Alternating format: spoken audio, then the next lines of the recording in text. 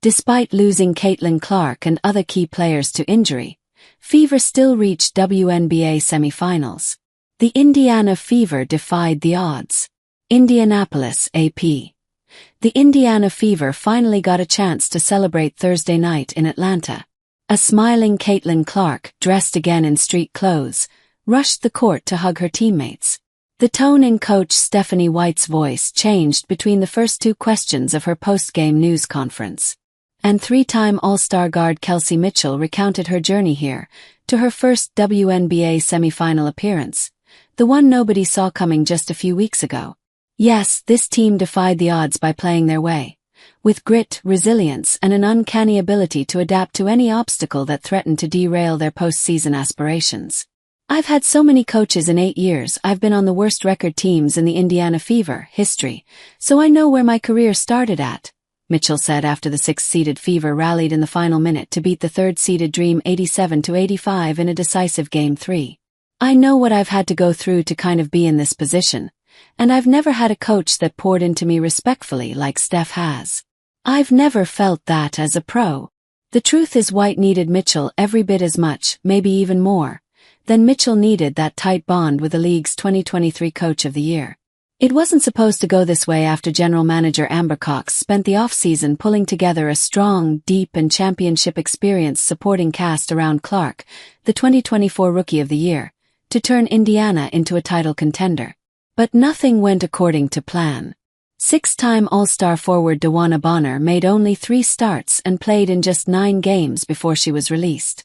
The seemingly indestructible Clark sat out 1 preseason game with a left leg injury, missed 5 more with an injured left quadriceps and 4 more with a left groin injury before hurting her right groin near the end of a July 15 game at Connecticut that would eventually end her season. Guard Sydney Colson and Ari McDonald suffered season-ending injuries in the same August 7 game at Phoenix, and just when guard Sophie Cunningham started taking off, she suffered a season-ending right knee injury August 17 at Connecticut, leaving the Fever without a natural point guard for the final month of the regular season.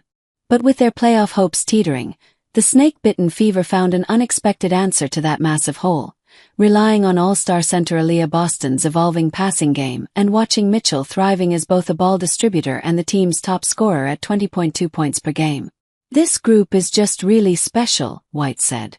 We say it pretty much ad nauseum, but it's the resilience, the flexibility, the welcoming and inclusive nature of this team, their selflessness to pull for the we over the me, to let each teammate be who they are and shine at their best and to lift them up. In those moments, I think that's good for 12 or 15 points.